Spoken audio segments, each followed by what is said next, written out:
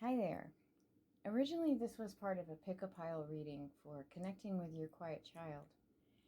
But then, as it turns out, it's actually a reading for a single parent with children that is in a tough situation.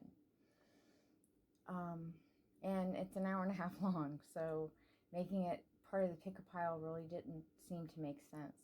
I got so involved with the messages that were coming out that I didn't really pay attention to the framing of the video. So it is not the most visually interesting thing. Hopefully the people in the collective, the parents who've got kids and they're in a tough situation in the collective that need to hear this message will find it. And thank you for joining me. Hi, Pile 1. You chose the kitty giving the bird bread with the quartz crystal. So just from this image, I feel like you've got a sensitive and altruistic child who has deep concern for others, including animals. Please help me learn to regulate my emotions and self-soothe.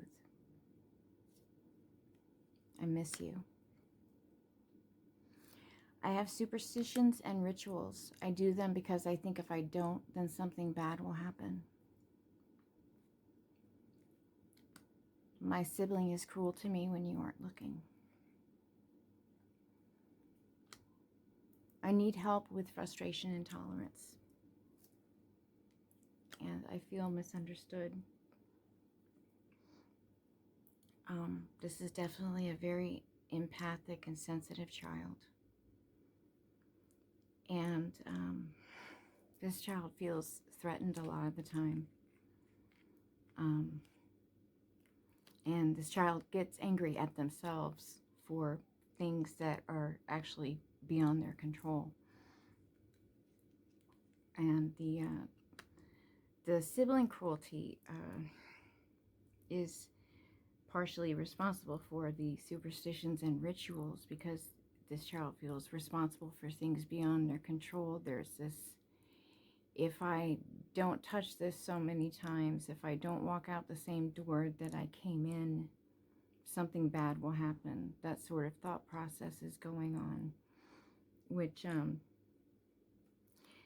some people call OCD, but that is really sort of putting the responsibility right back on the child and their own brain. And this child is reacting in the only ways they know how to what's happening around them and to them.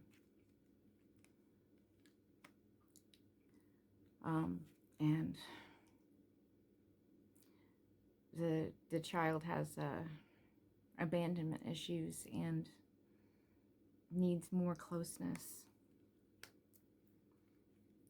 And there's a storm inside this kid because they care so much. And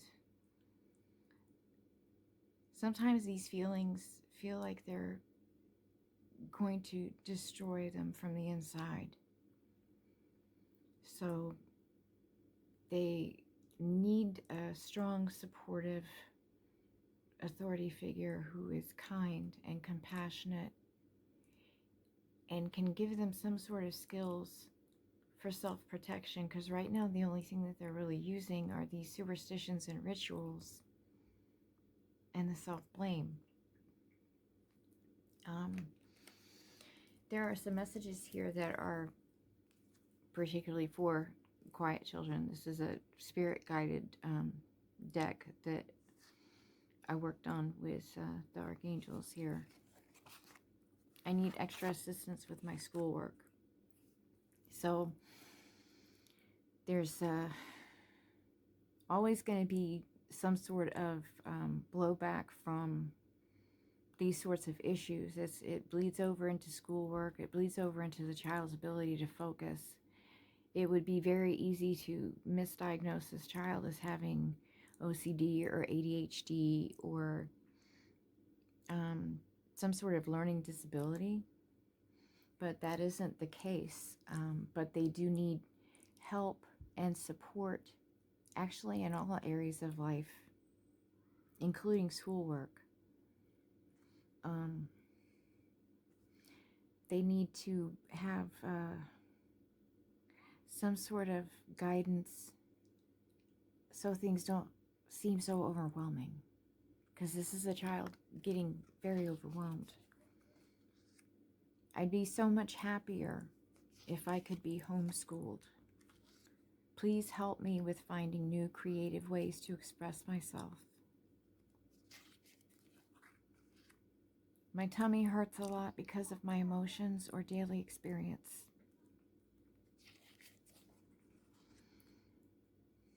Thank you for caring about what goes on inside me. Someone I see on a regular basis is mean, bullying, cruel, or manipulative. Someone is crossing my boundaries. Someone who should have no authority over me is trying to control or use me.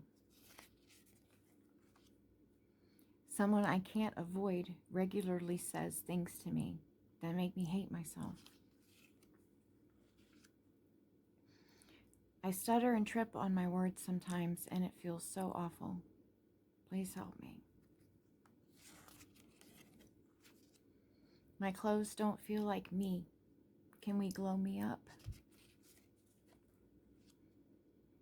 I saw something online that disturbs me. I need help feeling more comfortable in my skin. The changes my body is going through make me feel weird and insecure. Certain sounds, noises, and types of music are excruciating and painful. So, this child is taking in a lot of negative input and energy. In particular, some of the children in the collective that this applies to are having a problem with sibling abuse and trauma, which is not something that is talked about a lot, not something that a lot of people have awareness of. Typically, we think, brothers and sisters, they're in it together, and they're the only people that know what you go through. But unfortunately, there are times where they can be the ones putting us through that. This is one of those times. And the sibling is cunning about it, covering tracks. And it's not just abuse on one front, it's on many fronts, and one of those is psychological.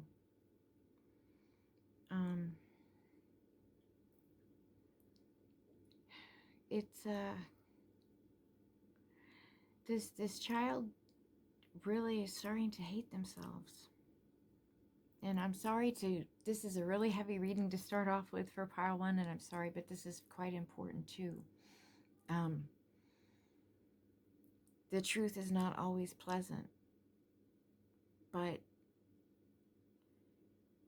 this is so important to hear.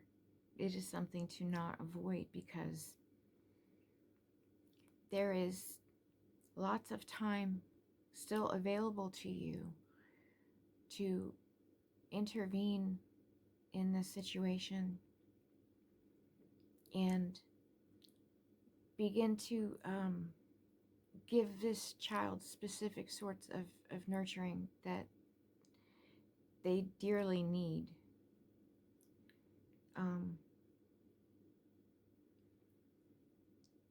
If there is one voice that is positive, that loves unconditionally, that can make all the difference in the world to this child being able to survive negotiating this world. But the thing is, the child has to have a safe space.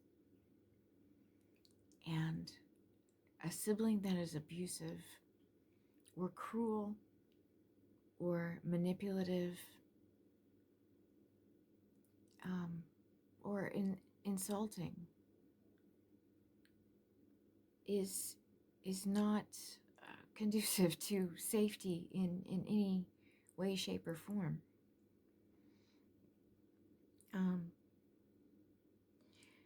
Children's brains are continuing to develop until they're 25 years old. And so constantly hearing that you're ugly, or that there's something wrong with your body, or with your mind, or with your soul, these things, even if the child has the intellectual strength to fight them off, with reasoning and rationality in their own minds, which, I'm sorry, that's quite rare for a child to be that highly developed. That's why they're children. They're still growing. If there's not some sort of an intervention to correct this and to stop it and to say, this is not so, this is not who you are, then basically it makes grooves in their brain, patterns, tracks, if you will. And then the train is only going to go down that track through the neighborhood that tells them how crappy they are, or how unlovable or worthless. And those are things that this kid is taking in one way or another on a regular basis. I'm going to have a sip of water, excuse me.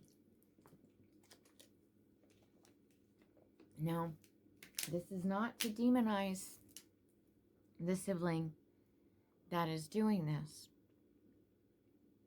Actually, it's quite the opposite, because every villain has a backstory, and there is something going on with the sibling that also needs to be addressed. We tend to take care of the kid who's hit by the softball, but nobody ever comforts the kid that threw the softball. And the thing is, both kids need to be comforted. There's a reason why the sibling is acting out. Excuse me.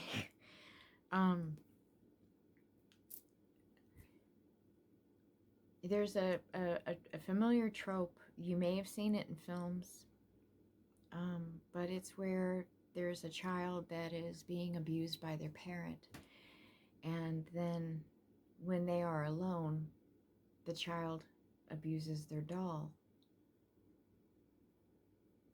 These are learned behaviors.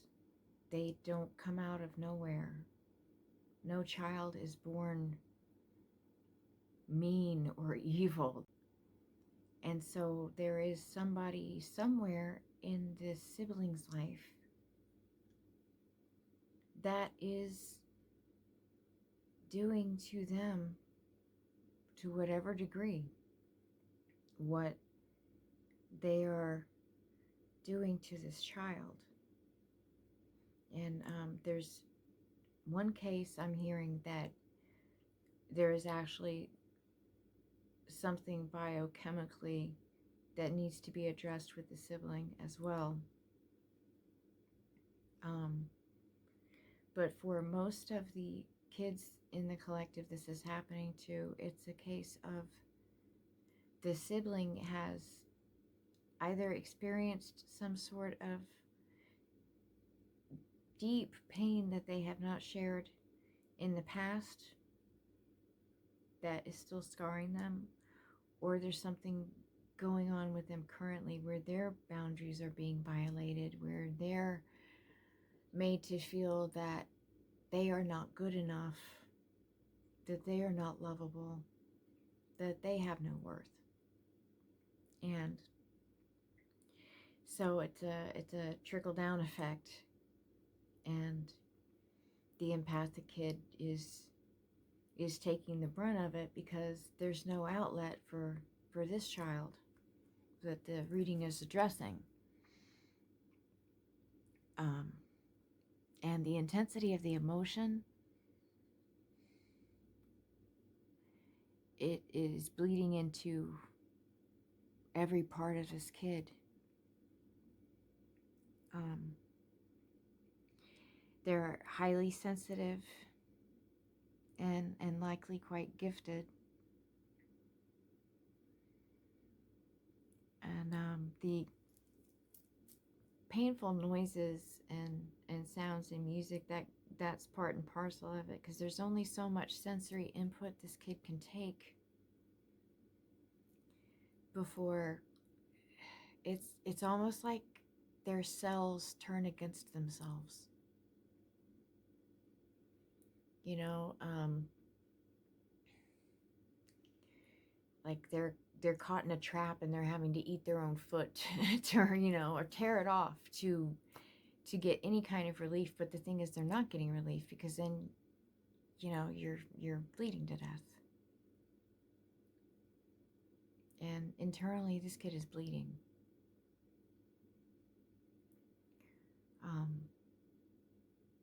Michael wants me to go to his cards.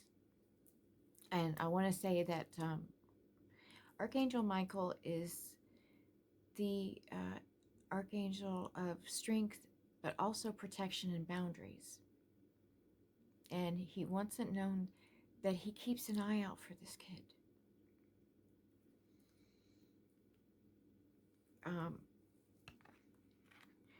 The cards that Michael has given for this reading, the first one is, it's time to leave this unhealthy situation. And keep your eyes on your targeted intention. So there's a very strong feeling that these two children are not alone in the situation where they are experiencing pain and negativity and malintent. It sounds like you also are. And that perhaps you are in a situation that is not healthy for any of you.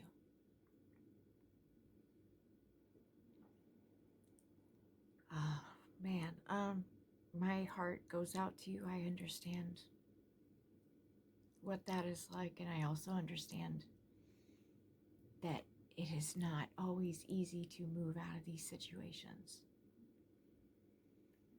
both emotionally, because of past wounding and current wounding that's going on, and because of a lack of resources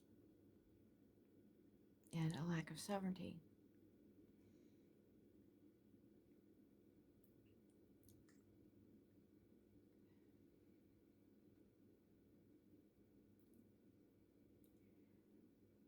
If there is a way that you are able to reach out to a community resource for assistance, then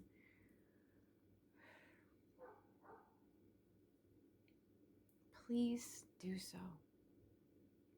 I know that it's very difficult, and a lot of times when we're in these sorts of situations, we've been manipulated to not only believe that we are powerless, but also to believe that no one cares, and that we're not worth their care or compassion. And you need to know that that is absolutely inaccurate and incorrect and, quite frankly, bullshit. You and these kids are worth everything in the world. And please know that Archangel Michael is with you as well. And there is a maternal or grand maternal energy. Someone, a loved one who's crossed over. Okay. Yeah. I'm being told it's a loved one that's crossed over that is with you,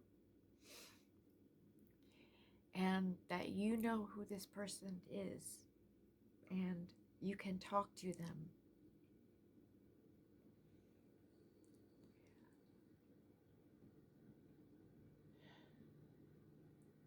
And that there is hope.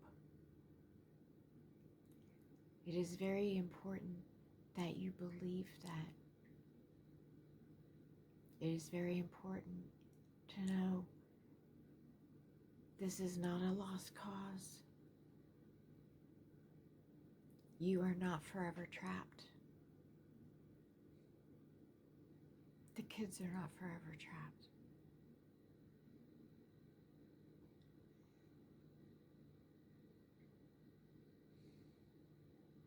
Okay, I'm being told to move on.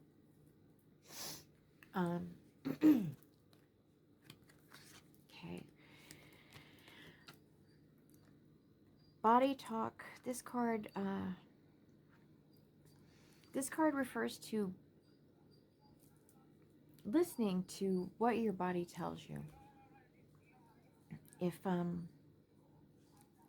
it makes you feel sick to be around somebody, if it makes you feel threatened, if you feel like you need to keep an eye on the door, if you need to know where all the exits are, those things need to be listened to. A lot of times, I'm sorry, we've got noisy people outside. A lot of times, it's easy for us to disregard our gut instinct and rationalize because we want to think the best of people, and this is something that good-hearted people do. They look at other people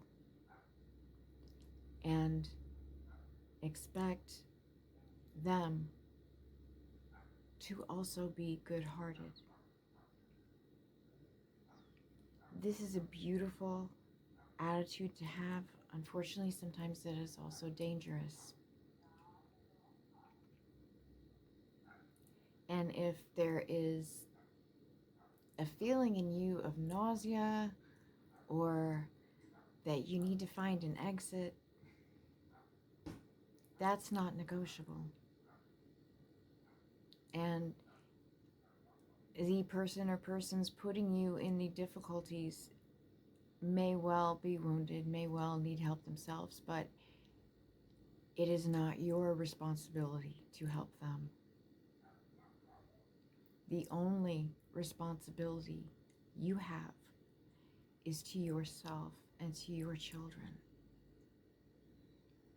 And whomever is putting pressure or pain onto you and yours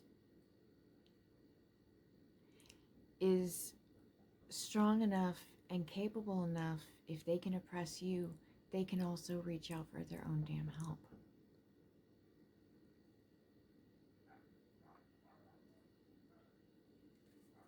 And the root chakra card comes out. A lot of times it's about grounding and connecting to the earth, but a lot of times,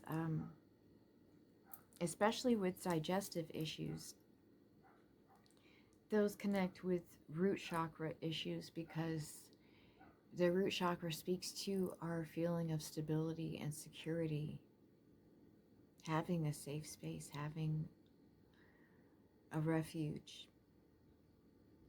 Because when your home is not a refuge, if your home is not a safe space, then where in this world is there one?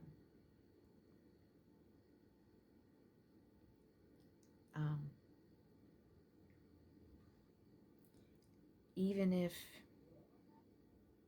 the only option you have is a shelter,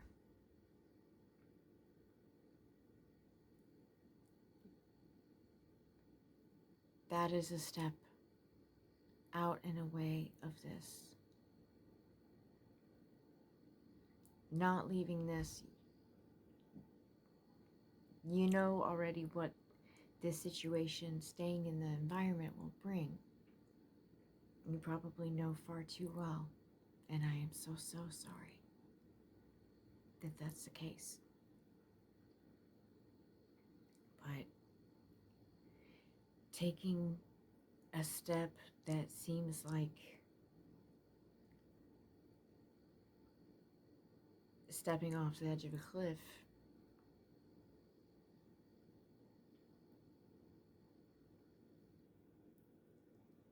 sometimes it actually can turn out to be the best thing you've ever done for yourself.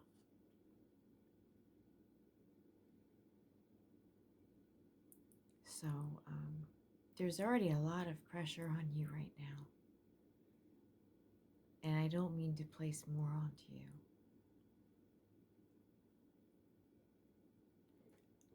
But I'm being guided just to be firm about the need to get yourself and your children away from whomever this individual or these individuals are.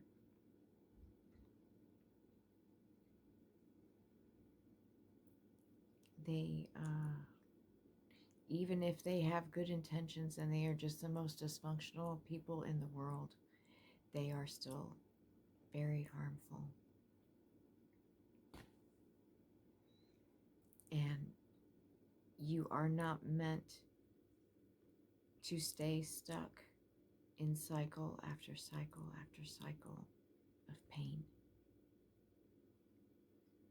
You and your children are meant to experience joy and beauty on this earth.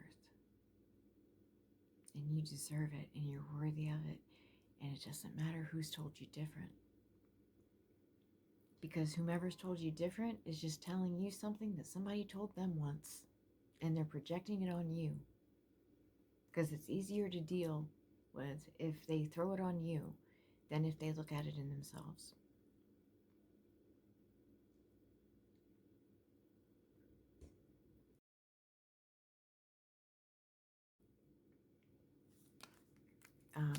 You got fertility represented by Pan for the Ascended Master card. Can you guys help me out on this?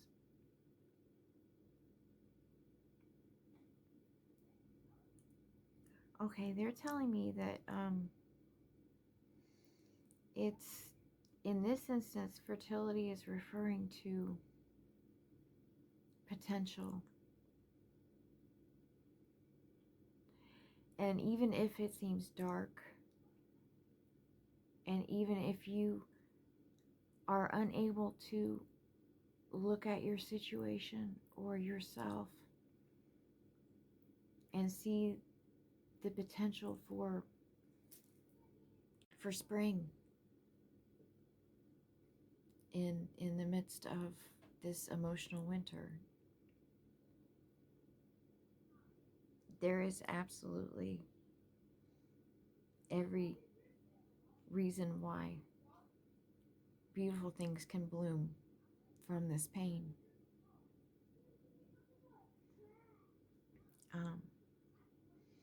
But it's going to take planting new seeds. It's going to take pulling up old roots of things that have withered and died.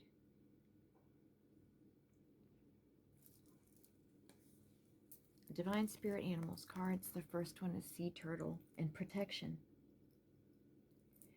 You are a master of finding life's flow. Be in harmony with the rhythm, and your path will unfold. Persevere, and you will succeed. You have everything you need to be protected and happy. Now, I don't know about you, but I know with my own situation, which has been a bit trying as of late, I would take a teensy tiny bit of umbrage, no offense to any of my guides or angels, but to be in a state of deprivation, either physically or emotionally, and to be told you have everything you need, sometimes that is not the easiest thing to hear. Sometimes you kind of want to say, oh, do I now? Really? And It's a human response, and it's okay to have that response. But I also think that we need to acknowledge that, because if we don't, then you can't get through that point of view. You have to be able to move past it and see a different perspective. And this is represented by the sea turtle. Turtles, slow and steady wins the race. And so part of what this is saying is that baby steps are still steps. You do not have to completely tear it all down in a day. But if you start thinking in this direction, if you start taking steps, if you begin to gather information and seek out resources and or assistance, each one of those steps, no matter how small that you take, is going to move you forward and build momentum. And I'm beginning to think that everything in life is about momentum, and being able to let go of the bad momentum and begin to generate good momentum. Every time that we stay stuck in a situation that is making us scream out internally that we just want out of it, we dig a little bit deeper into it. But sometimes we don't always have somebody to tell us that there's a light at the end of the tunnel, and it's not attached to a train that's going to run us over. So, Spirit wants me to be the one to tell you that there is a light at the end of the tunnel for you and for your child. And your other child, your children. I'm so sorry. I'm really keying into the pain of the empathic child that you originally clicked on this pile for, because this child feels your pain too. And would you be surprised if I told you that they also feel like your pain is their fault?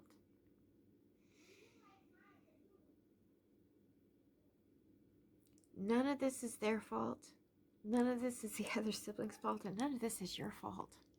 And it's not even about fault. The most important thing is that it's about getting you safety and getting you peace.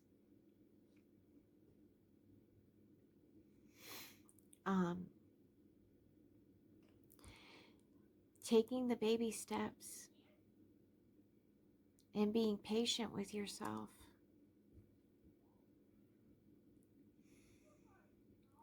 is going to empower you with each little step that you take, and changing your energy to feel more empowered. And that doesn't necessarily mean that it even has to be something that shows outwardly in your behavior around the person or persons that are being oppressive to you. It doesn't matter that they notice. In fact, sometimes it's far preferable if they don't. Not saying to wear a false mask to the point where you are also suffering because of that, but just saying that sometimes when we are oppressed, and then we get a little bit of empowerment, it's there could be an urge to kind of let the oppressor or oppressors know that you're onto them. And that's not always the best strategy. It's sometimes better to keep your cards close to your chest. And while you don't want to be accepting of any oppression that you're able to shield yourself from, by the same token, you don't want to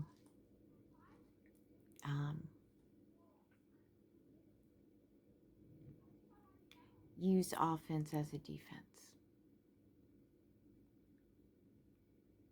It's walking quietly and carrying a big stick and having that big stick be your resourcefulness is very often the best strategy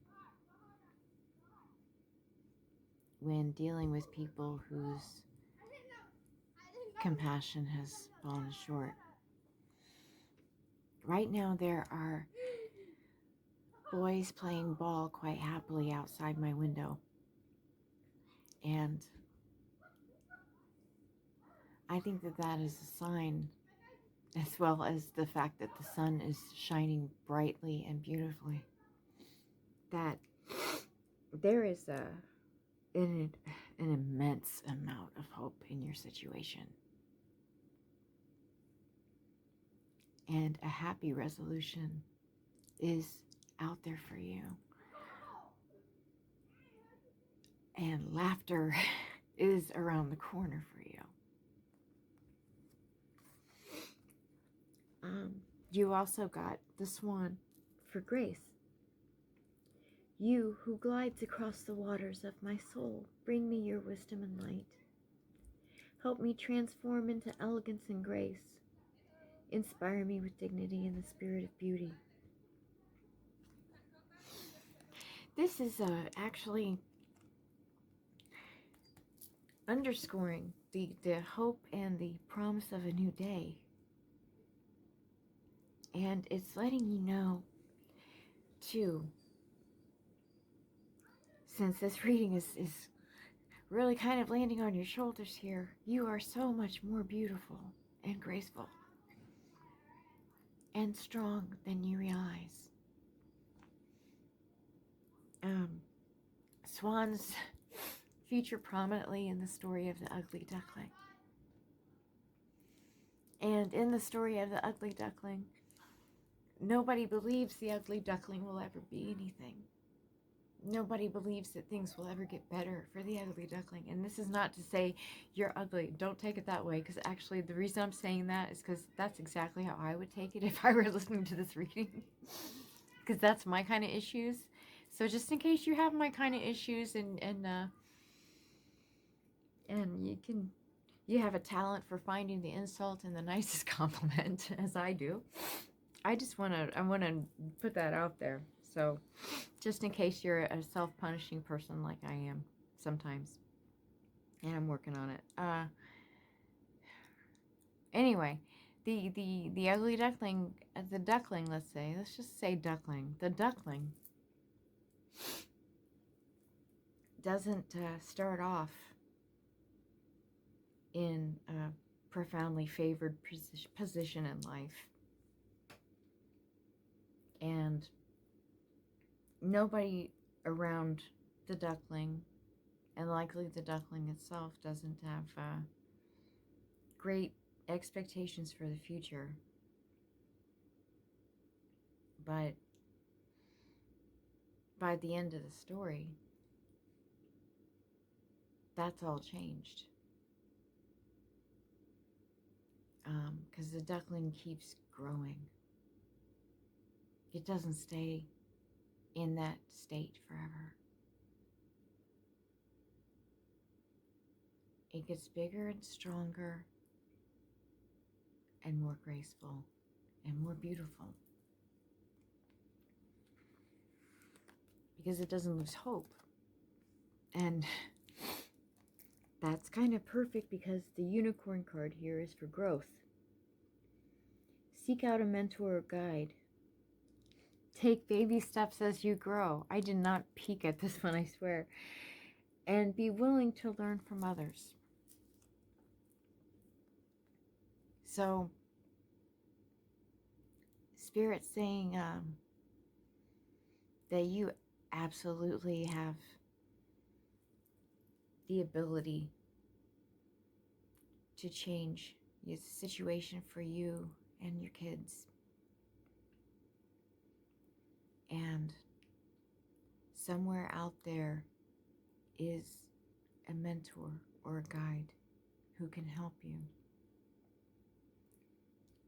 It's a matter of persevering, which doesn't sound that fun or glamorous when you're in a not so hot position, but one foot in front of the other, baby steps. You can get there, and it's likely going to be a lot quicker than you think it is. Well, look at the Sacred Mother's cards here. We have White Tara, life force, health, and longevity. You have a very strong life force. Your kids are strong. You can get through this, and you will get through this. And when you do, you are going to be so amazed that you went through everything that you have and came out the other side. As I say, looking good, feeling good, smelling good, the whole nine. Blue Tara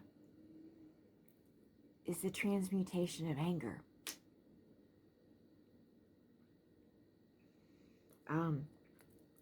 Just the other day, there was a quote by Stephen Colbert I ran across. He was on Mark Maron's podcast. And he said that anger is not the actual emotion. It is the armor that covers that emotion. And I really do believe that. Anger covers fear. Anger covers pain.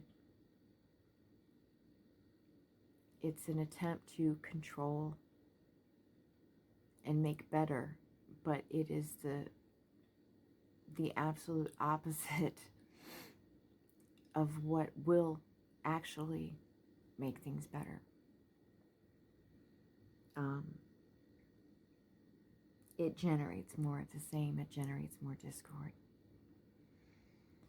And while it is something that we all experience, it is not a monkey that you want to feed. If you need to express it, if you need to scream into a pillow or punch one of those Bozo the Clown inflatables or what have you, by all means do so privately.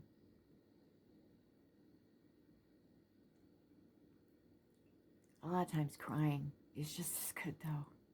Just getting in a nice salt bath and having a big cry to release that tension. Because that's what it is a buildup of tension and negativity that you need to be able to clear from your energy. And your kids need to be able to clear from their energy. And of you all, you are the one that is going to have the most ability or capacity to handle anger in this fashion. Because kids are still developing, even the good emotions can overwhelm them.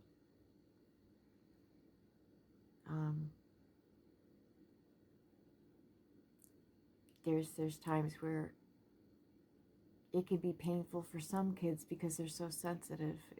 The good things can actually hurt. So an emotion like anger can kind of just really, well, I mean, the issue with the sibling, prime example. And the sibling is deep down, even though there's cunning involved, not wanting to get caught expressing these things, there's pain and anger and wondering why.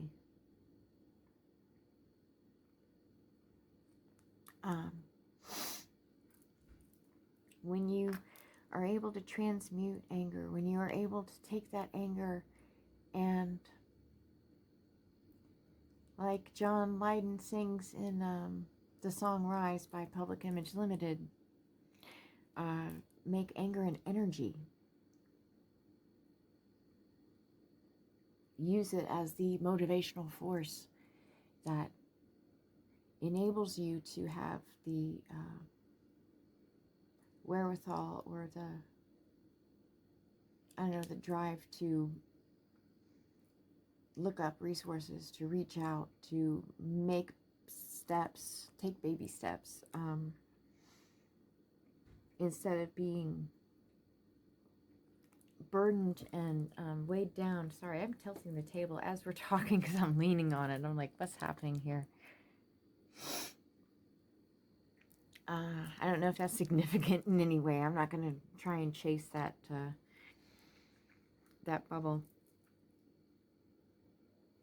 Basically, transmuting means that you take something bad and you make it into something good. So, if you can take your anger and turn that into a force that, instead of being destructive by tearing things down or being outwardly, I guess, defensive, being on the offense, if instead you can make that into motivation to change your life, you successfully transmute anger.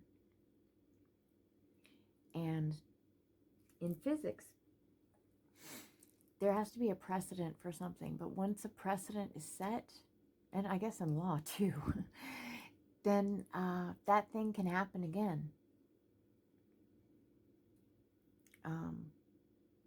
It's just getting up the hill of that first instance where that precedent is achieved. It's the first occurrence. That's the doozy, but you've got it in you, and you've got guides and helpers with you,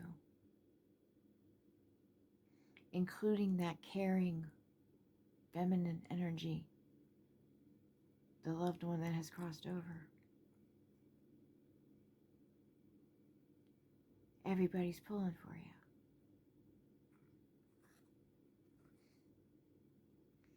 So is Isis. Sacred unions and relationships.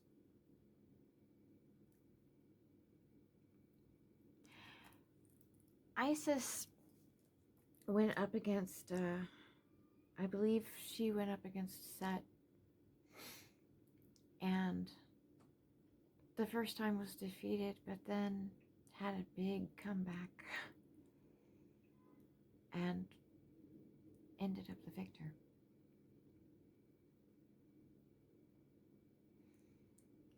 She also, when Ra was, the sun god, was dissembled into many pieces, she helped him remember himself, put himself back together. And she has an eye on you and is looking out for you too.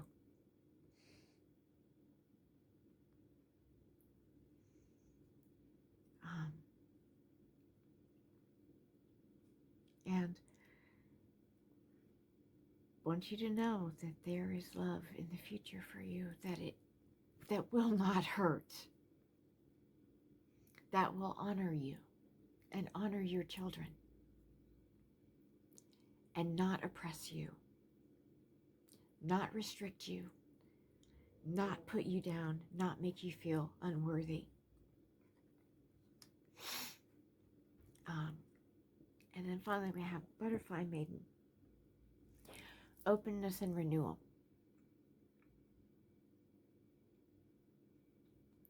There is an amazing future in store for you as a reward for taking these steps to free yourself and your children. And it's a future where you will feel renewed and regenerated. And it will be safe to be open and to show your good heart. Where you will not have to have a guard. Where you won't have to have a false mask. Where your kids won't feel like they have to lash out and be stronger than anyone so that they can just feel okay about themselves, which is what's happening with the sibling of the empathic child here.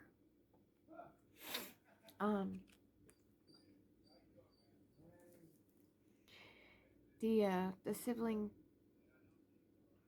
does these things because they feel so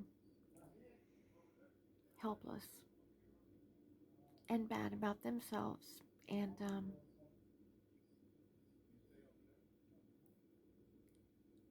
the only way that they have seen people lift themselves up is by putting others down.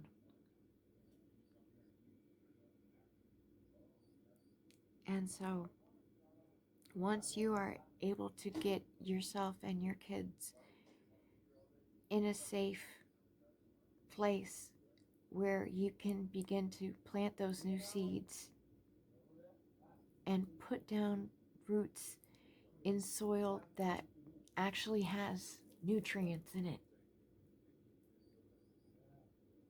you are going to flourish. And it's probably, quite frankly, going to shock you. But you're going to go through a transformation, just like the butterfly. That sort of an intense transformation, though, sometimes requires being in the dark for a bit, being a bit enclosed,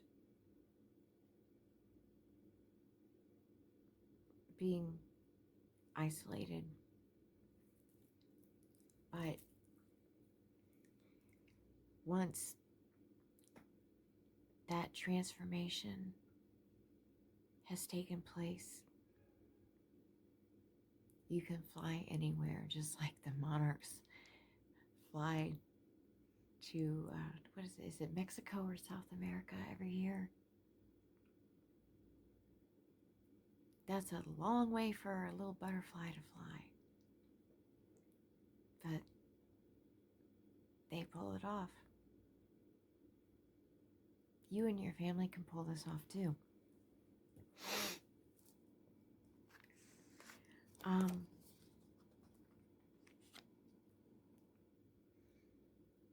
The art therapy card is superhero. And it says, our fears make us feel weak. We can gain power when we think of ourselves as strong. Draw yourself as a superhero and give your superhero a name. like brave guy or power girl, something strong. Okay, well. When you feel afraid and want to have courage, imagine you're that superhero. So this is an art therapy activity for the kids, but I don't see why you couldn't do it as well.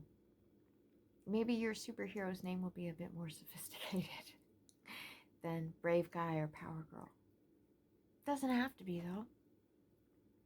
Can be either one of those, actually, if they call to you. You can be a divine badass. You can be, frankly, you can be whatever you want to be.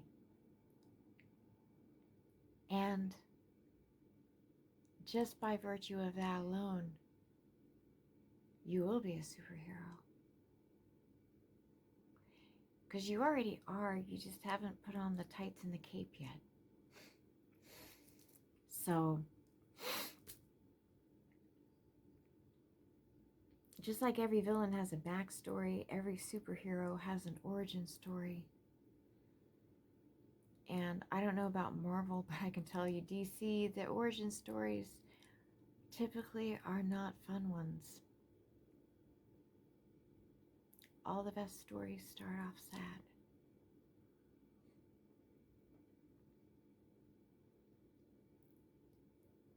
That's what makes the happy ending so great.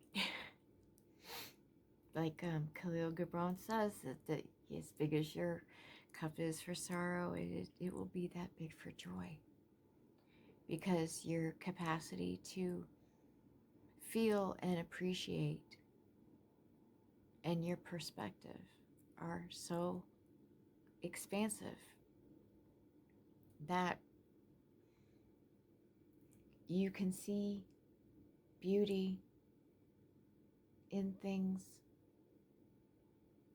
that other people look past, and the things that everyone can openly recognize as being beautiful or freeing or inspiring or joyous.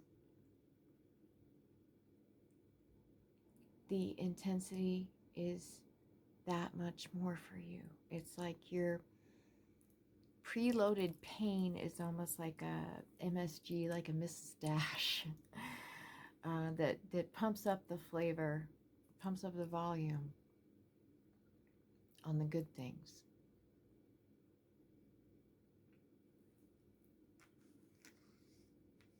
So don't be surprised if one day you're the only tears that you're crying are tears of joy. Because that's what I'm being told is in store for you as your reward for taking these steps and freeing yourself and freeing your kids from these forces that would hold you down or lie to you about who you are. These letting go of anger cards are intended to help kids with intense emotions. Smile to the world. Breathe in while forming a slight smile on your lips. As you breathe out, send your smile out as positive energy to the world around you. Feel the joy of sending happiness to others. You may just want to do this with a little, like a little family moment with you and the kids.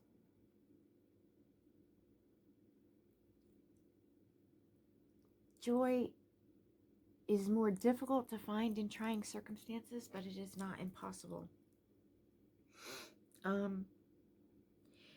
Viktor Frankl was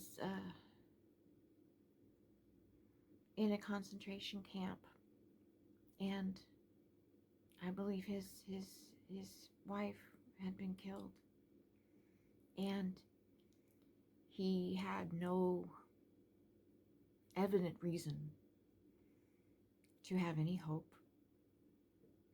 to have any joy. But stubbornly, he refused to let even the darkest most dire, cruel of situations, determined for him whether or not he would find something of beauty in the day or about life.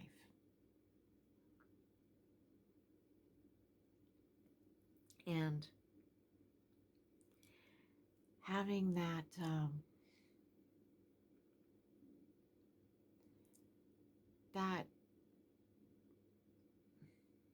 I don't even know what the word is. I'm having a word finding issue here. Making that decision that he would be the sole arbiter of whether or not there was happiness.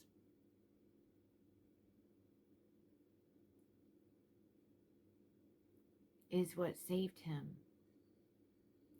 and enabled him to survive and go on to write the book Man's Search for Meaning. And Viktor Frankl is somebody that I have thought about a lot, because personally for myself, I've always vowed to myself that I couldn't even consider giving up until I was at a Viktor Frankl level of bad. So once you make that promise to yourself, frankly, it's kind of a pain in the ass sometimes, because it almost feels like self-care to give in to that wanting to lay down and die feeling, but no.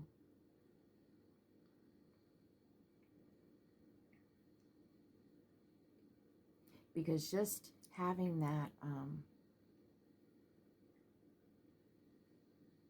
stubbornness, let's call it, because people always use stubborn as a bad thing. Sometimes it's a good thing when you say, no, you know what, the hell with you. You're not going to dictate my life. I don't care what you do. You can tie me down. But I am still free because my heart is free.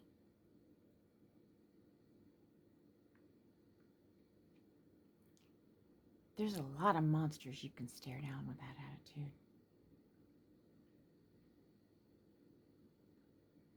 And you have that strength in you.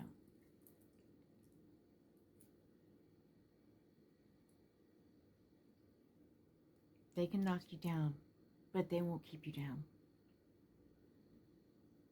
And you need to know that.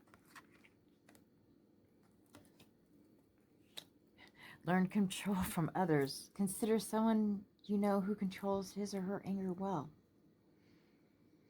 What is one thing they do that can help inspire and teach you to better keep your cool?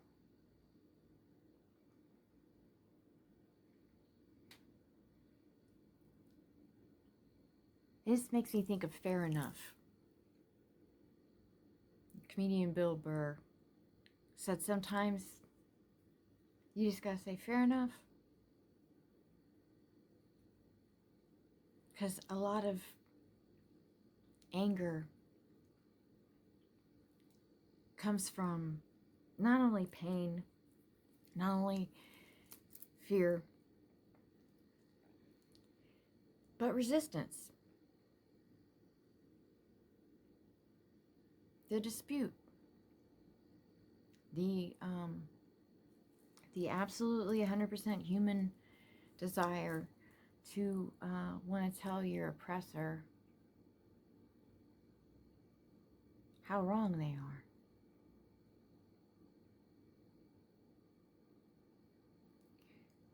But I'll tell you, a lot of times your oppressor already knows how wrong they are.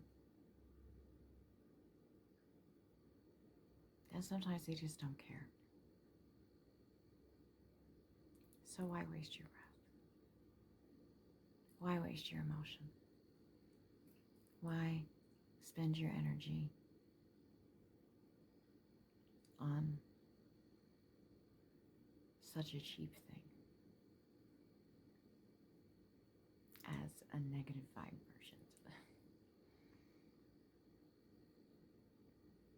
You can just say, fair enough. Walk away. Even if that's just emotionally. Even if that's just refusing to engage with the bullshit. Refusing to be part of the perpetual bullshit machine. Or the bullshit wheelhouse. Or, I don't know, the bullshit Rube Goldberg device that's supposed to make breakfast and only shoot you. Okay?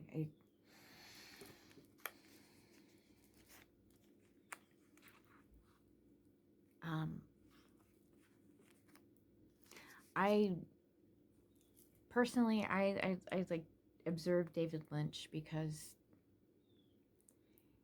in speaking about transcendental meditation, he did something that a lot of people wouldn't do, and he admitted that he used to take his anger out on his wife. Many people would not have that as part of their story because they would feel like it would make them look bad. I'm gonna grab some water real quick. Sorry for the smackiness. But it isn't about looking bad. It's about saying, I used to have this problem where my anger went in directions where it wasn't supposed to go. It wasn't deserved. It wasn't even where I had intended it to. It just spilled out. There's sirens now, and generally that's a sign from Archangel Michael. And he just gave me a little seizure thingy thing. It's not really a seizure, but it's a little brain squeeze that I get as a confirmation. He actually gave me 3 of them. So he is absolutely with you. And that kind of derails whatever I was saying. And whatever I was saying is, I was finished saying it, obviously, because he needed to let you know that. Don't doubt that he is with you.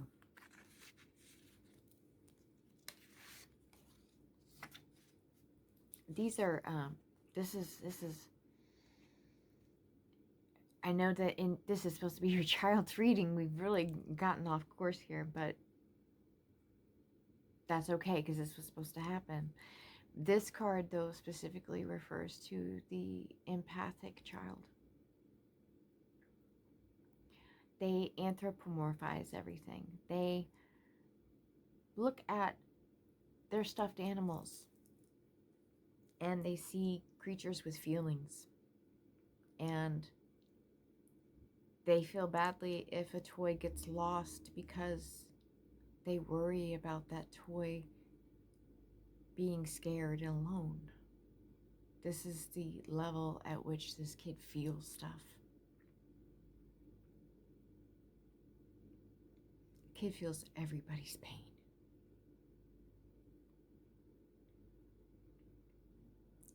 So, if it is difficult for you to take the steps just for the fact that you deserve a better life, think of the emotional weight this kid's carrying.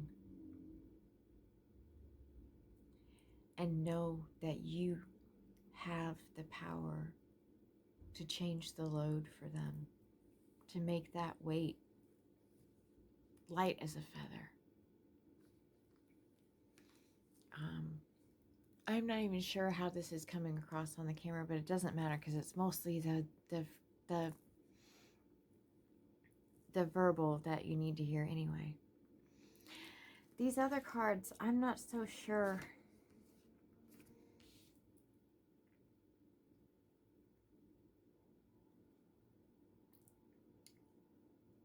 that they really, in this situation, because of what has come through, apply in more than just a sort of, I don't know, contextual way. And they're about improving school to home transitions. This is cut back on back talk, but it's not really about the child being mouthy. It's about the tendency of very mentally active kids to sort of say the first thing that just comes out. And that can sometimes cause them more grief. So really it's about taking a breath, teaching them to take a breath and sort of think things through so that they don't inadvertently make a bad situation worse. And I don't mean to cast any kind of responsibility for any kind of a situation on a child. And it's not intended that way. It's really just intended as a way to sort of shield them from, it's like the situation is prickly enough. This is kind of a way of keeping the extra thorns that don't need to be there out of the equation. Because they likely to probably the sibling that's taking things out on the empathic kid probably really wants to lay into the person that's making them feel bad. And that's just going to create worse dynamics. Because anybody that's going to make a kid feel bad is a child themselves. And so they're not going to respond in a responsible way. They're not going to take into consideration what they are doing to that kid or how they're making that kid feel. They're just going to react with a very selfish perspective. And very often, too, people who are oppressive or abusive to children don't actually see them as children. They see them as being little adults. Because the kids are able to form words and speak intelligently, it is easy for people who lack self-awareness to be cognizant of the fact that they're supposed to be the adult. And that the child shouldn't have the power to influence whether the adult is mad or sad or whatever opinion, or whatever emotion. They're supposed to be the one holding their shit together. But of course they don't know that, because if they knew that, they wouldn't be oppressing or abusing a child, right?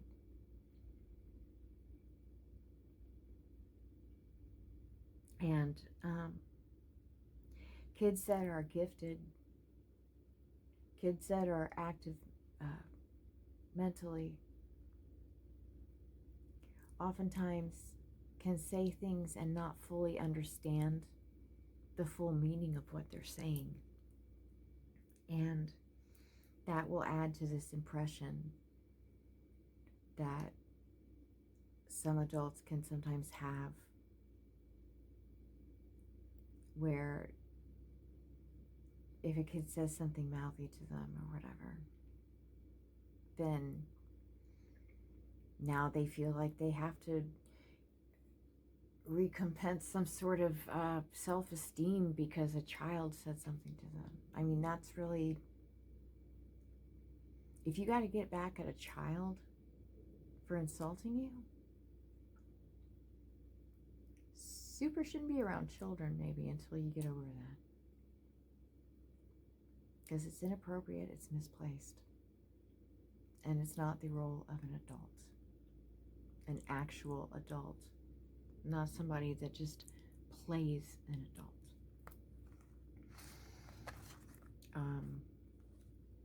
Improving school and home transitions.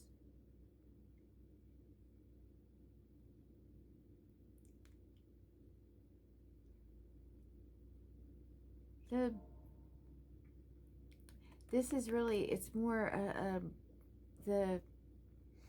I think that the homeschooling desire that your empathic child has is,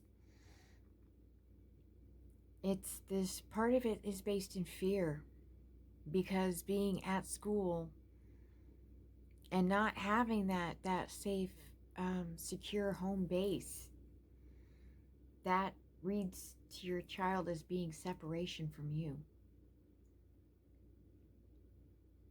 And they're already longing for more time with you, and it's very likely that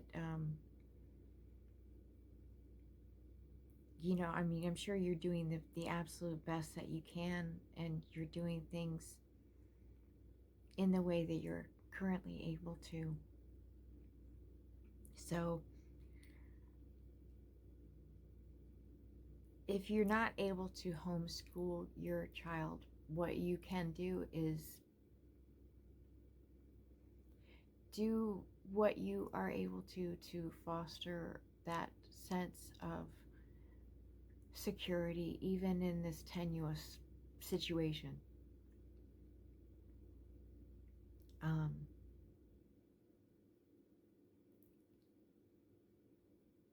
Reinforcing the bond that the two of you have as much as you can, sharing as much positivity as you can together,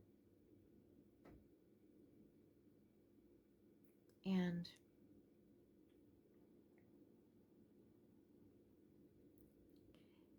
giving the both of the kids some sort of a touchstone,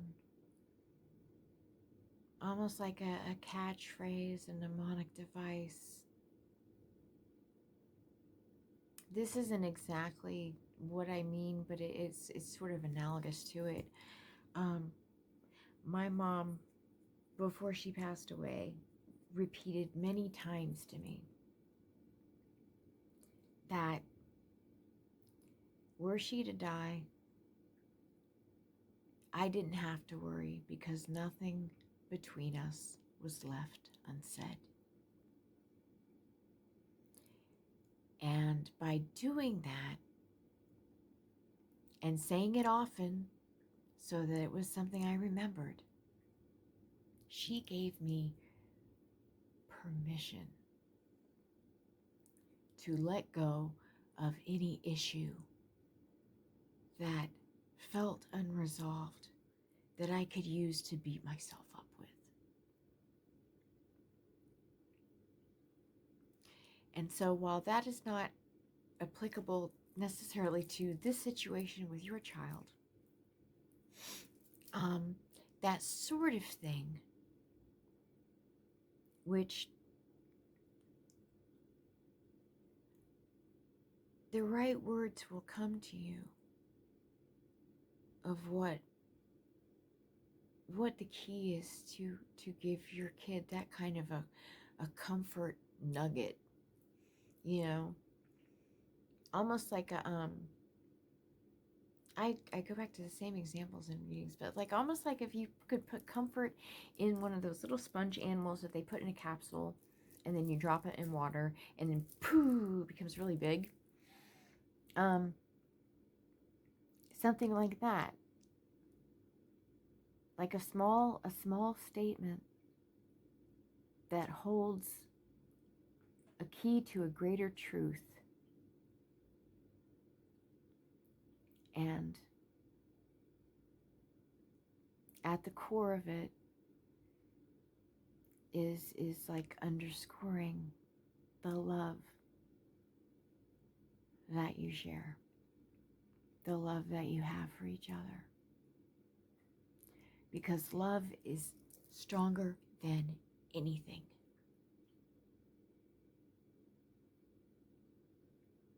Love endures. And so if you can give like a little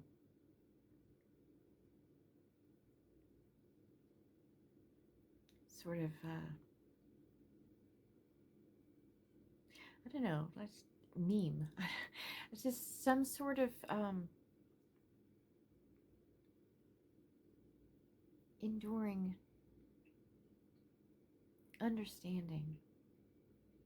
Something that's sort of encapsulated and easy for them to remember, and something that they don't have to doubt. You know, something that you tell them with certainty. Something that's irrefutable. That is not negotiable, that nobody on the outside can come in and excuse me, and fuck with. Because your kids and you are being fucked with on the regular. And the universe says that's not going to stand. I just heard that. They wanted me to say that, okay? I'm not speaking for the, well, I am, but I mean, I'm the vessel. I'm not deciding this stuff. They're saying that's not going to stand.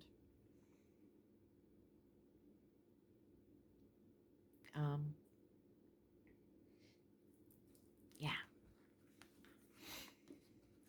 And the put have tos before want tos usually speaks about like people putting up their backpacks and stuff like that. But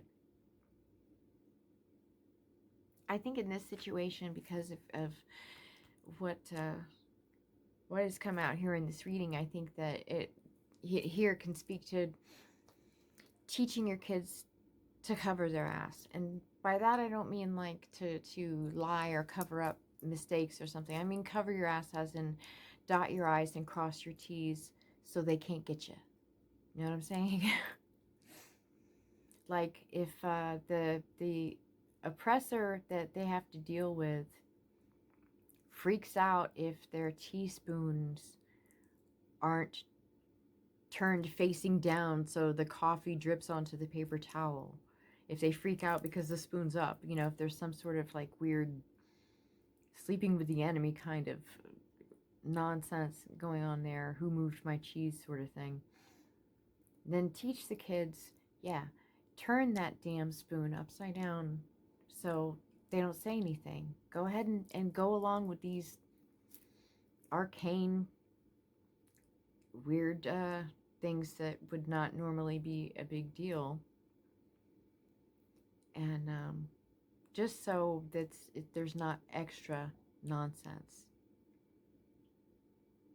Not saying that any of the nonsense, the actual nonsense, is their fault or something that is under their control.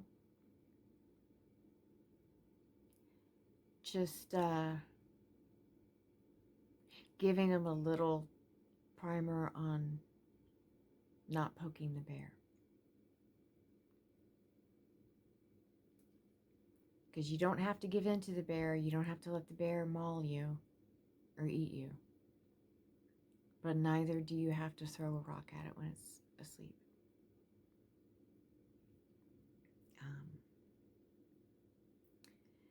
That seems like an odd note to leave this on, so I'm going to go back to Michael's cards and look at these again. Okay, so there we go. Sorry, I'm new at this, so I'm more into the message than I am the visuals, which I'll probably regret when I go to look at this. But anyway, it's time to leave this unhealthy situation. And the prayer here is Archangel Michael. What parts of my life do I need to focus on more closely right now? Thank you for helping me hear your answers and for giving me the courage to make healthy changes in my life. Keep your eyes on your targeted intention. Thank you, Archangel Michael, for helping me focus on my inner vision and intention. I ask for your guidance in releasing any fears or doubts, granting me the confidence and the courage to take action toward realizing my dreams.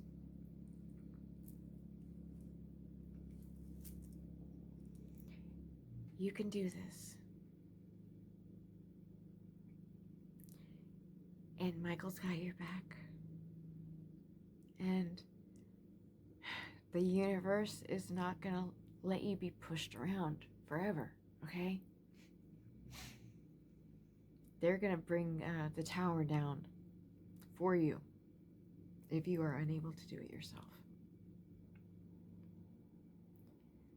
But please do have faith and trust. You are not alone in this. There are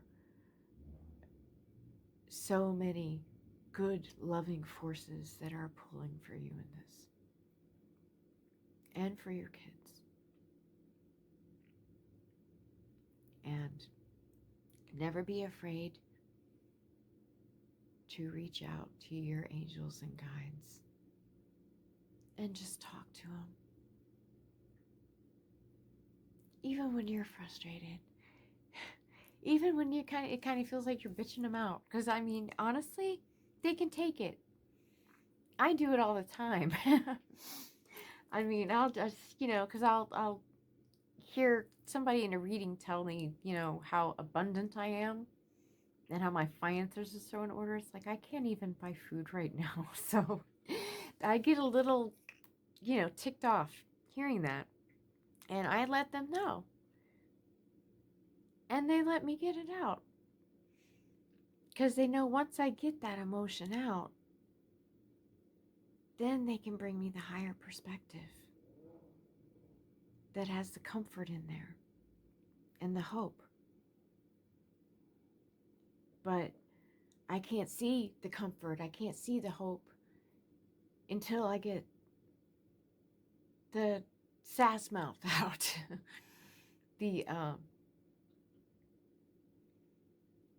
the frustration.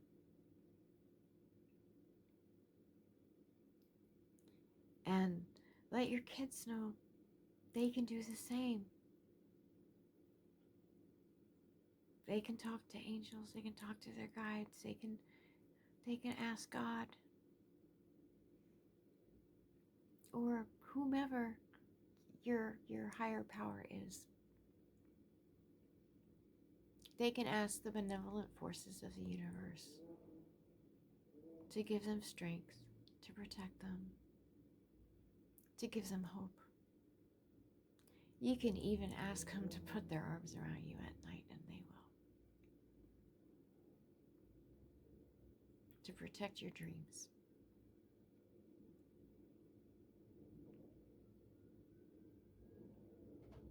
Please have faith that things will work out for you. You were not put here to go down in flames. You were put here to create and to experience beauty and laughter and joy. And I wish you all of those things in abundance. And I send you much love. And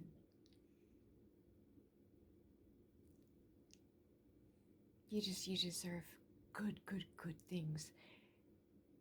And they will happen for you. Don't lose hope. I hope this helps you. Thank you.